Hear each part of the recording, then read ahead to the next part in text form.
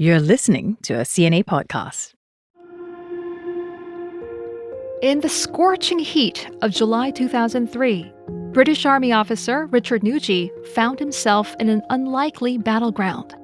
A sweltering brick building that had once been Saddam Hussein's son's hideout. The harsh conditions were more than just uncomfortable. They revealed a startling truth. Extreme weather, as Nugee was learning, could pose as much danger to soldiers as any enemy. I'm Julie Yoo, and in the second episode of our Surviving the Sizzle series, we talk to someone who's navigated some of the world's hottest war zones. Lieutenant General Nugee's extensive experience in conflict areas like Iraq, Northern Ireland, Bosnia, and Afghanistan provides first-hand insight into the impact of rising temperatures on military operations. He shares his solutions for overcoming these challenges and discusses the military's role in climate change. General Nugee, welcome to the Climate Conversations. It's a pleasure to be with you. In the intro, I briefly mentioned your dramatic experience commanding British troops in the sweltering heat of Iraq in 2003. Could you reflect on your experience then? Just how challenging was it and what was going through your mind? So I was in Iraq immediately after the war had finished and was into the peacekeeping operation. So we were living in an environment where we were having to live in tents or in whatever buildings we could find. In fact, most of the troops were in a huge hangar and we had no way of getting out of the heat. It was more and more intense as the summer went on. And that was a problem because we found people dehydrating very fast. We had no way of cooling water. We used water bottles in socks that we would wet so that the water from the sock would cool the water inside in the bottle. We learnt that from stories of what had happened in the Western Desert in the Second World War. So we were using very crude ways of staying cold. We did have showers which had water open to the elements. So you had about half an hour between the time when the water was cold and the water was too hot to use, when it was a reasonable temperature. So everybody showered in that sort of half an hour, otherwise the water was just too hot because it was exposed to the sun. And for 2 weeks of the year, the Iraqis translated it's called the cooker. Most of the wind comes from northern Iraq and it's very, very dry heat as it gets dried out across the desert. For 2 weeks of the year in the cooker, the wind switches and it comes across the Gulf and is very, very humid. So you've got intense humidity as well as very, very hot temperatures. I think it peaked at 55 degrees, 54 degrees, something like that. Oh my. And there you were constantly wet from sweat. And even after you had a shower and you dried yourself, you were immediately completely covered in sweat again. So it was an interesting experience. It just shows how demanding and extreme the situation can be. And for many of us who aren't familiar about what goes on in the ground military operations, just how badly can heat affect a soldier's physical and also mental health and ultimately operational effectiveness? Without proper acclimatization and without proper equipment, heat can take a very big toll. We had a number of soldiers put into hospital. I had a battle group of just over 1,000 soldiers just south of Basra. We used 180 saline drips because people had dehydrated so much. We had to send 2 people back to the UK with heat stroke. They were considered in too much danger if they stayed in Iraq. So there's a purely physical side, which is people dehydrating and therefore less able to do their jobs, either because they're in hospital or because they've been sent home. There's also a psychological side in that, one of my soldiers, he dehydrated despite the fact that he had drunk 16 bottles of water in one day. And actually what he did is he washed the salts out of his system, out of his body. So we were taking extra salts. We brought in bananas because they're very good for potassium.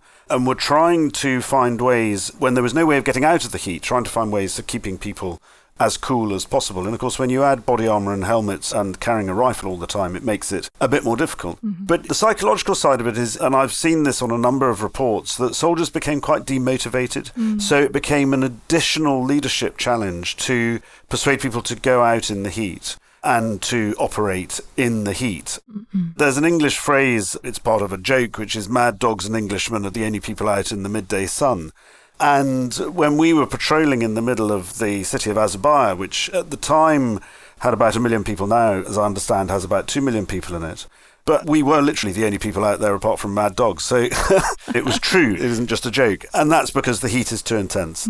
I mean, these experiences you were talking about, it happens more than 10, 20 years ago. They were already unbearable back then. So how are things now? Has it gotten noticeably hotter and more extreme compared to previous years? So I was reading about Safe Syria, which was a big exercise that the British Army did in 2019, so only 4 years ago, in Oman, where we had 5,000 troops on an exercise there. And the temperature peaked at 54 degrees consistently.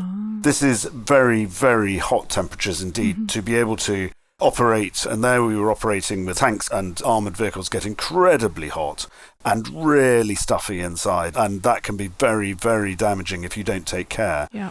But interestingly, the number of heat casualties they had was significantly lower than they expected. And that's because we've learned about acclimatization. We've learned about keeping water cold and have now got the equipment to operate in those sorts of environments to a much greater extent than we had in 2003 in Iraq. So in a sense, and this sounds a really stupid thing to say, but the heat caught us slightly by surprise in Iraq, the intensity of the heat, but also our unpreparedness for it, because we hadn't fought in those conditions for a very, very long time. Now that we've had a lot of experience of fighting in those conditions, we understand the importance of keeping the core temperature of the body cold, and that's either through air-conditioned tents or through keeping water cold, as opposed to, and I have a personal loathing now of warm water.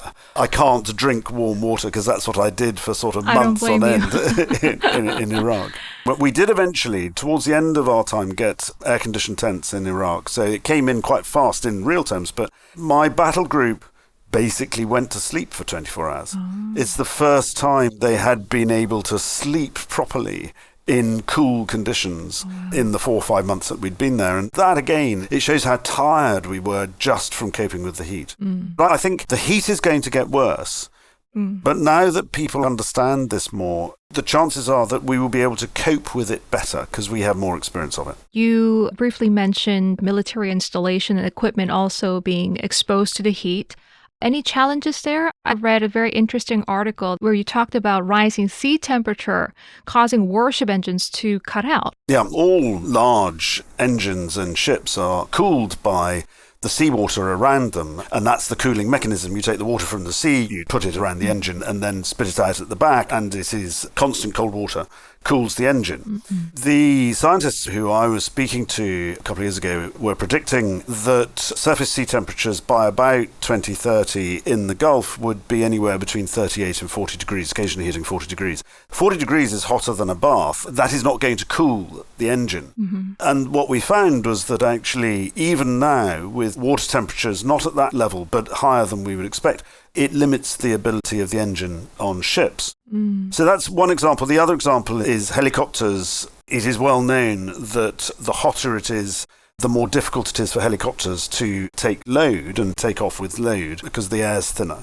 And so this combination of very hot air in environments will make our helicopters and our aircraft take much longer to get up into the air. If it's aircraft, we need longer runways in some respects, but also it is going to mean that we can take less load per helicopter. Those sorts of things are significant for militaries because our logistic, if you like, rules of thumb, the measures we operate by, are changing as a result of the climate. And General, as the military anticipates more climate-related crises, we're not just talking about heat, we're talking about cold, storms, typhoons. I mean, what kind of plans and strategies are in place to protect soldiers during training and operations? It's a very good point that I think every academic piece of research that I have seen suggests that there are going to be more environmental disasters. We're seeing this now across the world. The amount of wildfires in Canada has, for example, has absolutely rocketed. So there's going to be more requirement for troops, and there's a list of some 15 to 20 countries this year whose troops have already been used to support humanitarian assistance and disaster relief, at the expense, of course, of their job they're there to do, which is defend their nations. So you've got a distraction from troops. So that can lead to two things. One is you can build that into a force which is specifically designed around humanitarian assistance and disaster relief. That's an idea that is gaining favour in a number of countries. that you have, if you like, an independent force who are just humanitarian assistance and disaster relief. And they're troops that could be used in extremis, but their primary role is assistance rather than fighting. But there's another side to that, which is understanding the equipment needed for the adaptation that we can help in terms of building defences against climate change. We can try and mitigate some of the worst excesses, and the military are very good at doing that, rather than changing the way we operate. But it's both. There's lots and lots of things that we can do to try and make ourselves more professional at dealing with what is coming down the road to us, which is more environmental difficulties.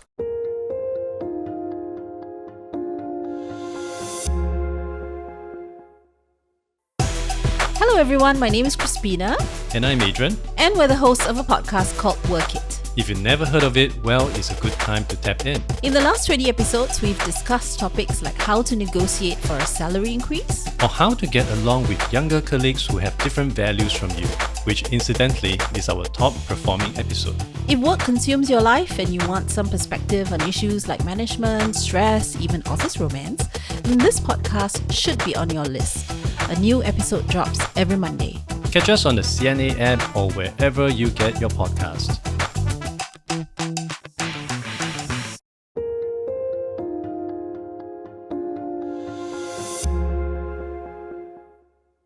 Any technological advancements or materials being explored to enhance the comfort and well-being of soldiers? So we're doing an awful lot in trying to make sure that the load on an individual in heat, particularly, is minimized as much as possible.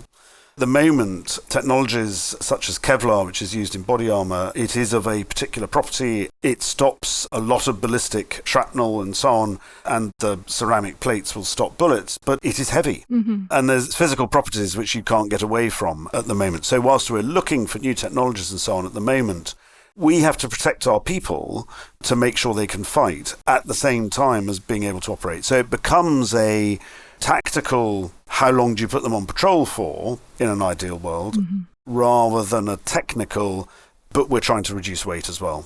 You've discussed climate change with various individuals in the military hierarchy. Would you say that the nature of the threat and how militaries respond to it are changing? So I think climate change brings different threats and it brings different consequences, which manifests itself as a type of security threat such as terrorism, as in the breakdown of law and order in countries. And there are various other aspects of how a country operates which can be very badly damaged by climate change. I mean, take Pakistan as an example. The third of Pakistan was underwater due to the floods, and that affected the military. A lot of the military were trying to clear up the mess the floods caused. But I think there are other aspects of geopolitical importance and geostrategic importance, such as the melting of the Arctic. That is leading to potential conflict areas or tension areas, the race for minerals and raw materials underneath the Arctic, which at the moment isn't mined at all. So there are different threats that are being, climate change is allowing the opportunities to develop. Certainly, the warming planet exacerbating the existing conflicts and also creating new ones as well. And General, I want to talk more about your climate journey. At the end of your 36-year military career, you decided to take on a pretty different enemy, and that's climate change. Was there a pivotal moment, or was it accumulation of all your experiences that shaped your perspective? So a bit of both. Obviously, my experience in Iraq was it's sort of seared on my brain how difficult it was to operate in those conditions. But actually, I've been interested in this subject for a very long time. I sat, my last 4 years, I was head of personnel for the whole of the British defence environment, and climate change was never mentioned.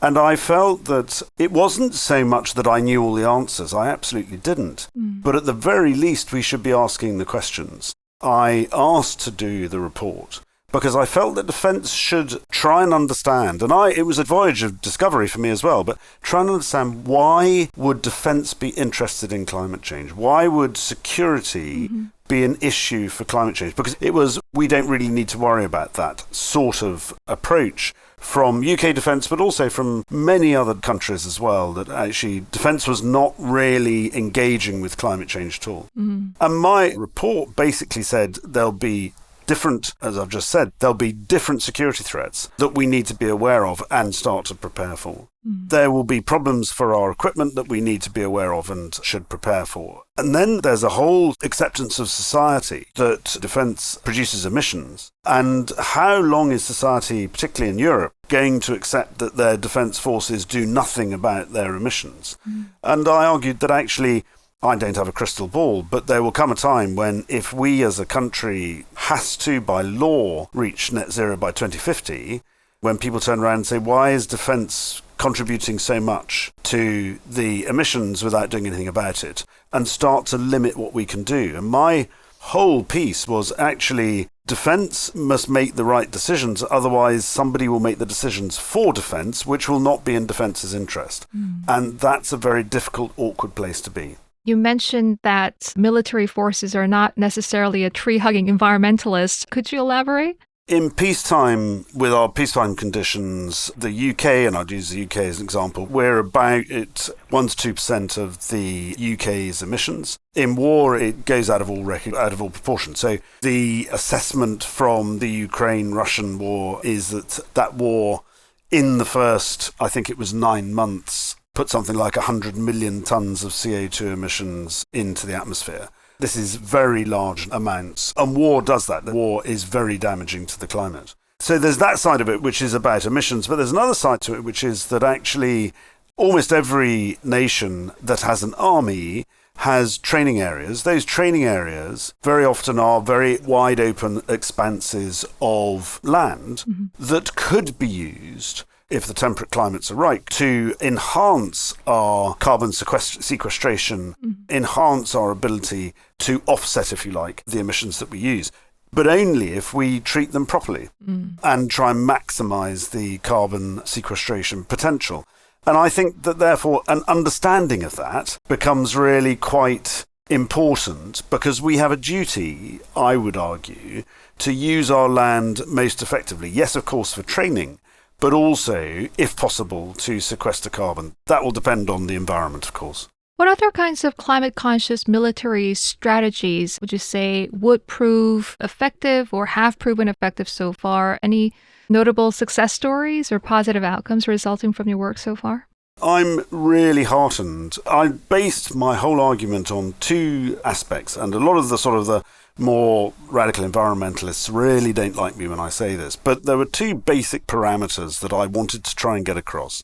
The military of any country have a very clear purpose. It is to defend the citizens of that country or protect the citizens of that country. That's our whole job. That's why we're there, as our primary purpose. Yeah. There is little point in making a military less good than it can be. I've always argued if you can be the greenest, the Navy, the greenest Air Force and the greenest army in the world, but if you come second in a battle, you come second in a battle.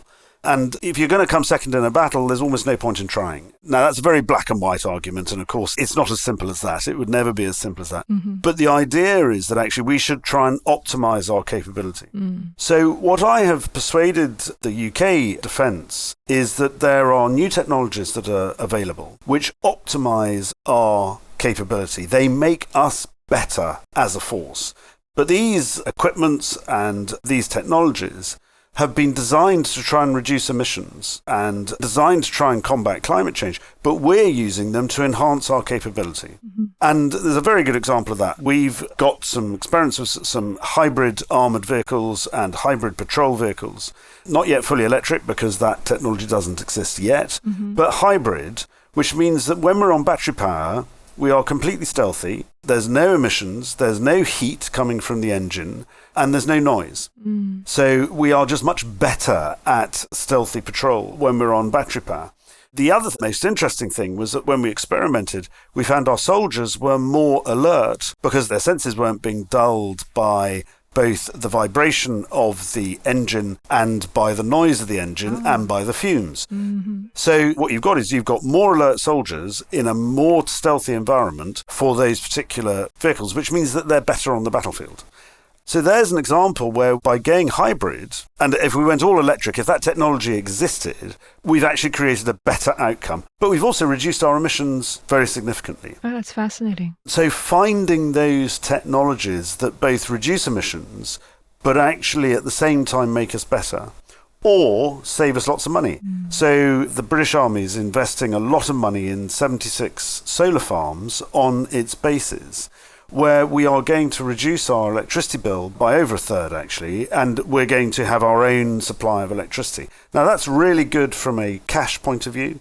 It's also really good from a resilience point of view, so that if, for whatever reason, the national grid was brought down by a cyber attack or something like that, we'd still have electricity. Wow. And as a military force, having that self-sufficiency and resilience is a really good idea. It sounds like an ultimate vision of intersection of military preparedness, environmental stewardship, as well as security in the face of climate change. And General, to wrap up, what sort of advice would you offer to other military leaders worldwide that aim to incorporate climate considerations into their strategies? I think it's really straightforward. The first thing is to understand how climate change is going to affect, at the strategic level, the way that countries are going to operate and what opportunities and threats come directly from climate change.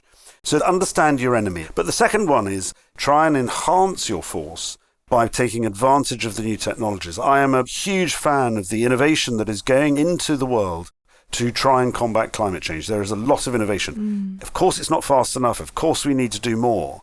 We, as the military, should be taking on that new technology as well and enhancing our force in order to be able to operate better.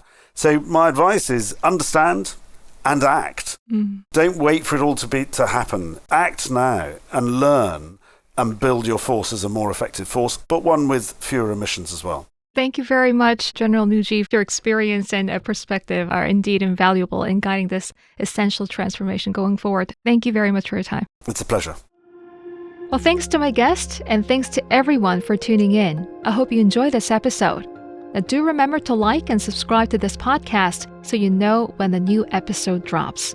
Leave us a message on Spotify or Apple Podcasts to let us know what you think.